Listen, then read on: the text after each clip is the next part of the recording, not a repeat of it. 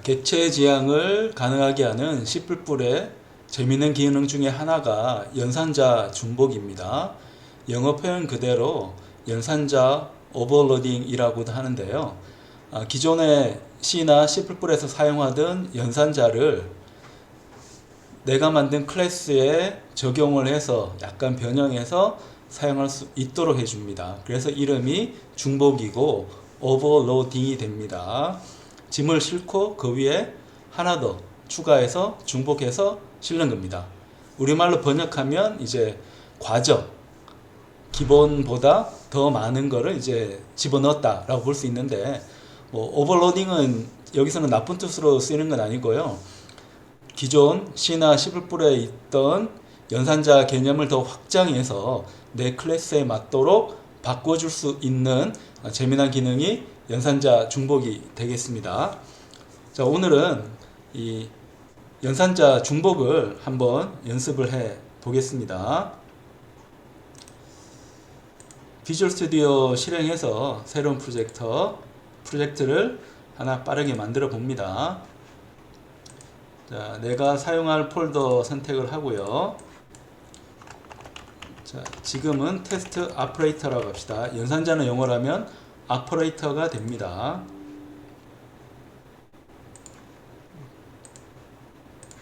자, 내가 만들 위치를 선택을 하고 만들어 봅니다. 불필요한 코드는 지우고요. 그리고 우리가 스탠다드 네임스페이스는 계속 사용할 거니까,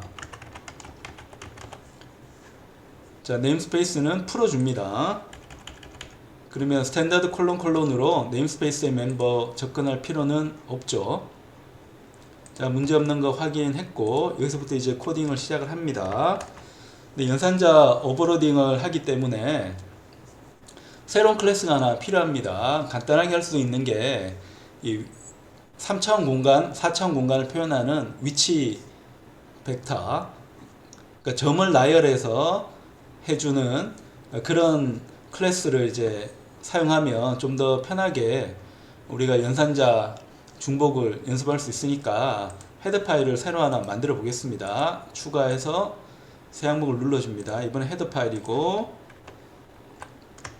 다양한 위치, 점을 표현할 수 있는 myPoint라는 클래스를 만들어 봅니다.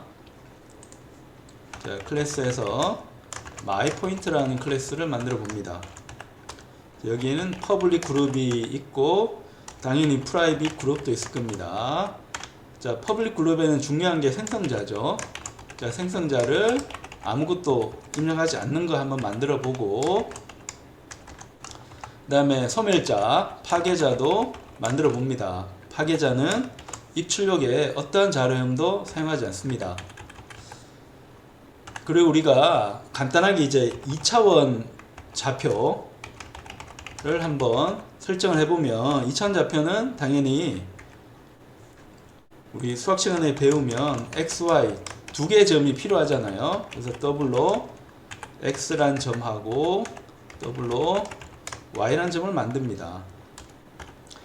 자, 그리고 우리가 클래스 프로퍼티를 만들 때는 초기화가 중요하니까 특별한 게 없으면 다 0으로 초기화를 합니다. 그리고 생성자는 우리 여러 가지가 있을 수 있습니다. 내가 아무것도 입력하지 않는 게 아니고 x하고 y를 입력하는 경우도 있습니다. 이 경우는 어떻게 할까요? x는 x값에, y는 y좌표에 집어넣으면 되겠죠. 그래서 요 x는 x쪽에 넣고 y는 y쪽에 넣습니다. 근데 나는 어떤 경우에 y값을 넣기 싫은 경우도 있습니다. 그러니까 그럴 때는 디폴트 초기화를 생성자에서 해주면 됩니다. 그러니까 디폴트 초기화라는 건 별게 아니고 내가 y라는 입력을 넣지 않을 경우에 자동으로 넣어주는 값입니다. 마치 내가 변수를 정의하듯이, 새로운 변수를 정의하듯이 할당 연산자 이용해서 y에다가 0이라는 값을 넣어주면 됩니다. 그 다음에 퍼블릭으로 지금 내가 입력한 값이 잘 들어갔는지 확인하기 위한 출력 함수도 있으면 좋겠습니다. 그래서 print라는 출력 함수 한번 만들어 보고요. 이 출력은 property 값을 바꾸지 않기 때문에 const라는 키워드를 넣어줄 필요가 있습니다. 여기서 const는 함수 선언 뒤쪽에 적어서 어떤 의미를 가지는가 하면 이 메서드는 밑에 있는 property는 멤버 변수입니다. 이 property를 절대 변형하지 않는다. 읽기는 하지만 값을 갖고 오지 않지만 이 property에 값을 쓰거나 변경하지 않는다는 뜻입니다.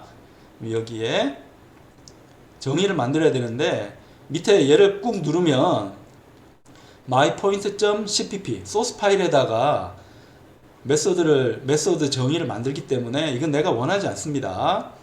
그래서 inline 함수로 한번 만들어 봅니다. inline 함수로 요 모양하고 똑같은 요 선언과 똑같은 모양으로 메소드를 만들어 주는데 조심할 부분은 이렇게 그냥 복사하면 내가 지금 클래스 정의하고 있는데 클래스 정의에 있는 멤버 함수를 우리가 메소드라고 하잖아요. 이 메소드를 클래스 정의 안에서 할 때는 이 메소드는 myPoint 밑에 있다는 게 명확하기 때문에 더 이상 조치할 필요가 없습니다. 근데 밑에 있는 이 메소드는 어떻습니까? inline 함수를 하더라도 이렇게만 보면 내가 정의하고 있는 클래스와 이 함수 정의는 전혀 관계가 없죠. 그래서 클래스 정의라는 걸 명확하게 해주기 위해서 클래스에 접근해서 정의하는 print라는 의미를 명확하게 해주기 위해서 myPoint 콜론으로 접근을 해줘야 됩니다. 이 부분이 중요합니다. 요거 주의해서 봐야 됩니다. 클래스에 접근할 때는 콜론을 쓰는 거고요. 네임스페이스에 접근할 때도 네임스페이스 이름에 콜론 쓰는 거고, 인스턴스에 접근할 때는 이제 콜론 쓰지 않고 점을 쓰는 거죠. 그러니까 그걸 잘 구별해야 됩니다.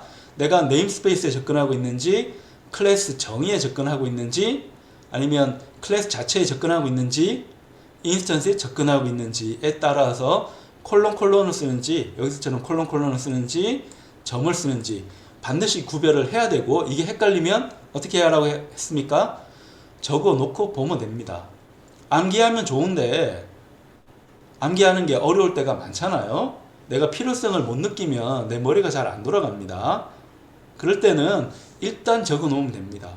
일단 적어 놓고 나중에 필요해서 자꾸 보면 저절로 암기가 됩니다. 그러니까 자연스럽게 공부해야 되고 언제나 우리가 공부를 해야 됩니다. 그래서 한 번에 모든 걸 다 이루려고 하지 말고 한 단계 올라가야 됩니다. 그래서 이 프린트를 해야 되는데, 자, using namespace 스탠다드 풀어준 다음에 cout으로 한번 출력을 해 봅니다. 출력해 보는데 포인트 출력할 때는 우리 이런 방식으로 출력을 많이 했을 겁니다. x값 출력을 하고, 그 다음에 y값을 또 출력을 하고요. 마지막에는 괄호를 닫아주는 이런 방식의 출력을 많이 했을 겁니다. 그리고 요 cout이 빨간색 밑줄에 있는 거는 cout에 대한 선언이 없어서 그렇습니다. iostream을 추가를 하라는 뜻이죠. iostream을 추가를 합니다. 여기에 cout이 정의가 되어 있습니다. 그래서 생성자로 좌표를 만든 다음에 출력을 하는 겁니다. 만약에 내가 3차원이 필요하면 x, y 뿐만 아니고 z, 4차원이 필요하면 x, y, z, w 이런 식으로 계속 우리가 좌표 확장을 할 수가 있습니다. 근데 우리는 지금 점을 완벽하게 수학적으로 정의하는 게 목표가 아니고, 우리가 지금 뭐 하고 있습니까? 연산자 중복을 공부하고 있으니까 2차원으로 테스트를 하려고 합니다. 그럼 여기에 내가 만든 클래스를 include를 합니다. 자, myPoint 해가지고 여기다가 myPoint pt를 하나 정의를 합니다. 정의해서 pt를 프린트 한번 해줍니다. 해주고 엔터 한번 넣어주고요. 이렇게 한번 해봅니다. 자, 여기서 실수한 게 y는 프로퍼티가 아닙니다. m 언더바 해야죠. 이렇게 해서 출력을 해줍니다. 그럼 영영이 잘 나오는 거 볼 수가 있고요. 내가 요 포인트를 뭐 1, 2 원래는 이제 더블로 넣어줘야 되는데 정수 1, 2를 넣어도 괜찮은 게 정수보다 더 많은 숫자 범위를 감당할 수 있는 게 뭡니까? 더블이니까 저절로 형선적 타입 캐스팅이 저절로 됩니다. 그래서 넘어가기 때문에 1, 2가 더블로 저장돼서 출력이 되는 거 볼 수가 있습니다. 그래서 우리가 조금 더 잘 해주려면 게터와 세터를 만들어 주라고 했죠. 그러니까 x 값을 얻고 싶으면 더블 get x에서 void 프로퍼티 건드리지 않으니까 그냥 값을 반환만 할 거니까 메소드 선언 뒤에 콘스트 꼭 넣는 거 잊지 말고요. 우리가 객체 제한할 때 가장 기본은 쓸데없는 권한을 각 메소드에 주지 않는 겁니다. 쓸데없는 권한이라는 거는 내가 x값하고 y값 가져오기만 할 건데 굳이 설정을 하는, 쓰기를 하는 권한까지 이 메소드에 줄 이유가 없다는 뜻입니다. 그리고 내가 값을 쓰고 싶으면 더블 x 더블 y 이렇게 값을 써줘도 된다는 겁니다. 그럼 위하고 똑같은 기능이죠. 이런 식으로 세트를 만들어 주고요. 위에는 get라고 하고 밑에는 set라고 합니다. 그렇게 이름 짓는 이유는 분명합니다. get하는 도구라서 getter, set하는 도구라서 setter 이렇게 하는 거고요. 근데 밑에 있는 이 코드와 위에 있는 코드는 동일하잖아요. 이럴 경우에는 가능하면 메소드로 호출을 하는 게 좋습니다. set xy 해서 x, y 이렇게 해주는 게 굉장히 좋은 코딩 방법입니다. 그리고 밑에도 프로퍼티를 직접 접근하지 말고 get x 밑에도 get y 이렇게 하는 게 상당히 좋은 코딩 방법이 됩니다. 결과는 똑같아요. 결과는 똑같은데 코드들이 하나로 이제 모아져 있잖아요. 값을 얻고 싶으면 무조건 얘로 호출하는 거고 값을 설정하고 싶으면 얘로 어떤 경우든 호출을 하는 겁니다. 그리고 여기에 있는 이 멤버는 퍼블릭 그룹에 들어가 있으니까 바깥에 클래스 바깥에서 언제든 접근할 수 있는 퍼블릭 멤버가 되는 거고요. 여기는 프라이빗 그룹이니까 바깥에서 절대 접근할 수 없고 클래스 내부에서만 접근할 수가 있는 거고 클래스 내부 접근을 좀 더 확장을 한 게 클래스 콜론이라고 해서 클래스로 접근을 하는 방식으로 해서 함수 정의, 메소드 정의하고 접근하는 것도 방법이 될 수가 있습니다. 그럼 여기에 이제 연산자 중복을 한다고 하는 거는 예를 들어 두 좌표를 내가 더할 수 있잖아요. 두 좌표를 이제 더할 수 있는데 더할 때 내가 add라는 함수를 만들 수 있습니다. add라고 해서 자 const my point reference 그 다음에 pt 라고 해서 더할 수 있습니다. 그리고 얘는 메소드 선언이라서 반드시 정의가 따로 붙어야 됩니다. 이번에는 내가 밑에 메소드 하나 만들었기 때문에 헤드 파일에 정의 만들게 해줍니다. 그럼 여기서 내가 할 거는 자 현재 있는 요 좌표 각각과 여기에 있는 좌표를 더해서 새로운 포인트를 리턴 해주는 겁니다. 그러면 얘는 void가 되면 안 되고 my point라는 게 돼야 되겠네요. 여기도 my point가 돼야 됩니다. 자 그럼 my point라는 거를 하나 위저트를 한번 정의를 해봅니다. 우리 정의하는데 우리 생성자 만들었으니까 생성자 만들어서 다 계산한 다음에 리턴을 해줍니다.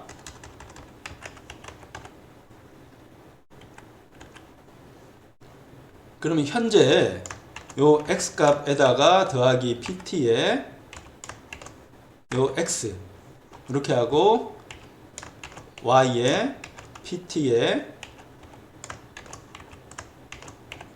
이렇게 더해줍니다. x좌표는 x좌표끼리, y좌표는 y좌표끼리 더해줍니다. 근데 mx하고 my는 프라이빗 멤버인데 접근해서 계산할 수 있는 이유는 add가 어디 들어가 있습니까? myPoint의 멤버이기 때문입니다. 멤버이기 때문에 이 안에서는 프라이빗 그룹이더라도 프라이빗 멤버더라도 접근이 가능하고요. 그 다음에 요 add는 선언만 있고 정의는 밑에 있기 때문에 사실은 myPoint 콜론에 의해서 여기 있는 코드도 클래스 내부에 있는 걸로 간주를 합니다. 여기서 한번 포인트 2개 더 해볼까요?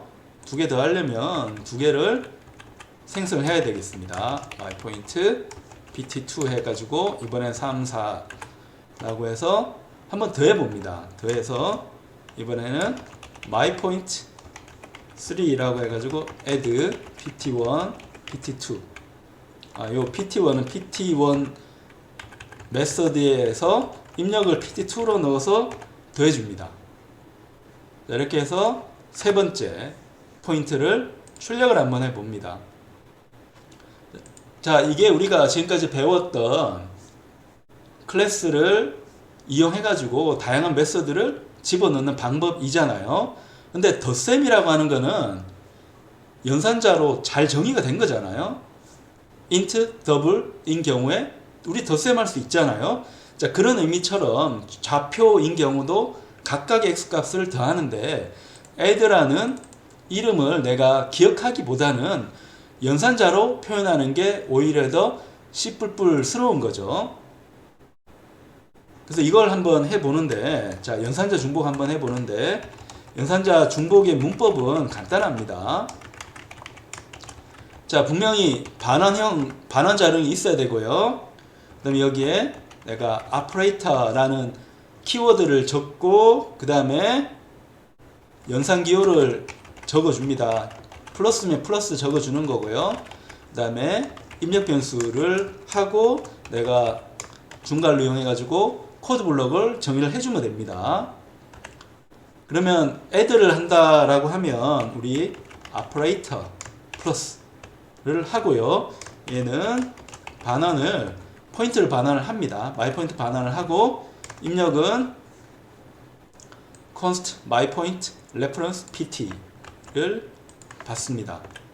받고 내가 여기에 바로 이 메소드 정의를 해야 되지만 이 operate 플러스라는 것도 메소드입니다. 메소드인데 자, 특별한 목적이 있는 겁니다. 키워드 operator 썼기 때문에 연산자 중복을 위한 메소드라는 의미로 쓰이고 있습니다.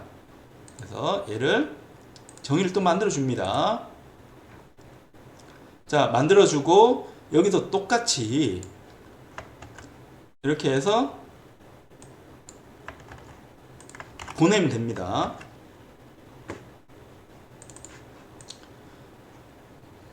그럼 우리 이번에 자, myPoint pt4 해가지고 pt1 더하기 pt2 한번 해봅니다. 어떤 의미에서는 이게 말이 안 되는 문법이죠. 이 pt1과 pt2는 내가 만든 myPoint라는 클래스인데 얘가 덧셈이 된다는 건 말이 안 되잖아요. 말이 안 되는데 말이 되도록 했습니다. 어떻게? 연산자 중복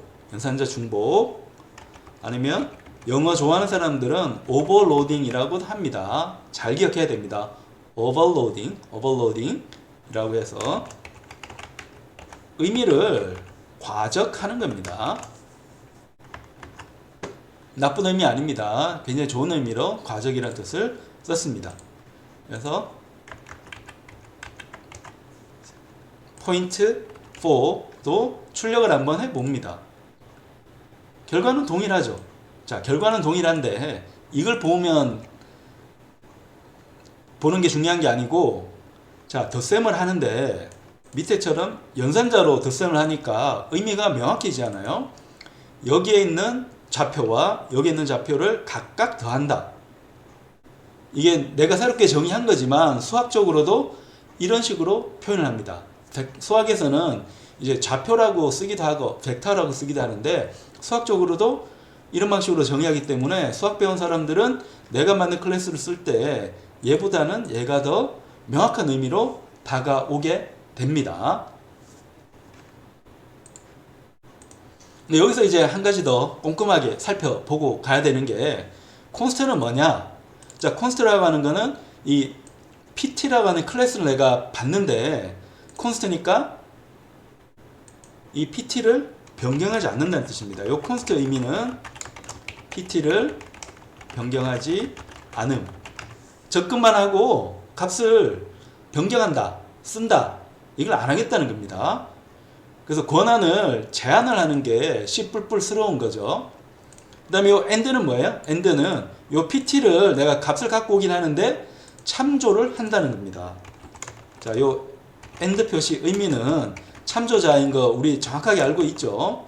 의미는 자 PT의 PT 원본에 접근해서 연산, 접근해서 처리 한다는 겁니다.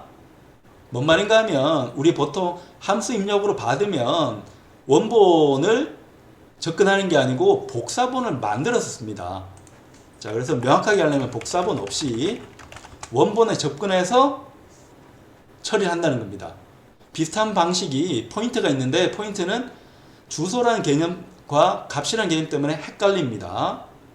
근데 참조자는 참조를 그냥 하는 겁니다. 참조라고 하는 거는 변수명 이용해 가지고 원본에 접근한다는 뜻입니다.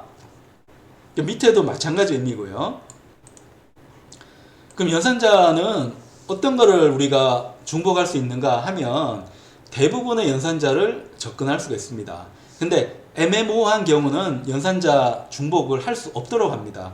어떤 게 되고 어떤 게 안 되는지는 우리가 뭐 외울 수도 있겠지만 그렇게 할 필요는 없고 C++ 컴파일러가 봤을 때 너무 모호하게 연산자 중복하는 거는 허락하지 않기 때문에 우리가 그 경우만 이제 조심하면 됩니다. 그러니까 그런 경우는 비주얼 스튜디오에서 빨간색 줄이 뜨기 때문에 그건 이제 피하면 되는 거고 대부분 더하기 빼기 곱하기 나누기 이런 것들은 다 연산자 중복이 되기 때문에 대부분의 연산자는 다 중복이 된다고 생각을 하면 되고요. 근데 연산자 중복을 할 때도 내가 제3자가 봤을 때 이 코드가 헷갈리게 작성이 된다거나 연산자 우선순위를 바꾼다거나 이런 경우는 당연히 허락하지 않겠죠. 예를 들면 더블 연산자에 덧셈이 있는데 내가 프로그래머가 원해서 그 더블이라는 자료형의 연산자를 다른 의미로 이제 쓰도록 코딩을 해놓으면 다른 프로그래머 봤을 때 굉장히 헷갈리겠죠. 그래서 그런 경우는 허락하지 않습니다. 외울 필요는 없습니다. 이상하게 하는 거는 비주얼 스튜디오에서 다 에러를 띄우기 때문에 그 경우는 내가 연산자 중복을 제대로 하지 않고 있구나 라는 거 알고 안 쓰면 됩니다. 그래서 플러스도 되고 당연히 마이너스도 될 거고요. 그러니까 그뿐만 아니고 내가 배열처럼 이 연산자 접근을 할 수도 있습니다. 배열은 어떻게 접근합니까? 자, 배열은 우리 이렇게 쓰는 게 있잖아요. 오퍼레이터 대괄호로 쓰는 접근이 있잖아요. 마치 배열처럼 쓰는 건데 내가 예를 들어서 int 뭐 포지션을 이제 접근한다고 봅시다. 그럼 예를 들어 나는 포지션이 0이면 x 좌표, 자 m 포지션이 1이면 y 좌표를 접근하고 싶으면 어떻게 하는가 하면 요 오퍼레이터 연산자 배열 접근하는 대괄호 열고 닫고를 만나면 그때 요 포지션 값 이용해 가지고 x는 y 값을 반환을 해주면 되겠죠. 그래서 더블이죠. 더블 레퍼런스로 반환합니다. 더블 레퍼런스 반환한다는 거의 의미는 요 코드 작성하고 요 의미 한번 봅시다. 이것도 굉장히 중요한 의미를 가지고 있습니다. 그래서 연산자를 다시 한번 정의해서 만들어 봅니다. 자, 이번에는 만약에 요 포지션이 0이라고 하면 x를 리턴을 해주고요. 1이라고 하면 y를 리턴을 해줍니다. 0번째 원소가 첫 번째 원소니까 0번 원소는 첫 번째 원소니까 당연히 x가 되겠고, 그러니까 1번 원소는 0, 1 두 번째 원소니까 y를 해주면 되겠고요.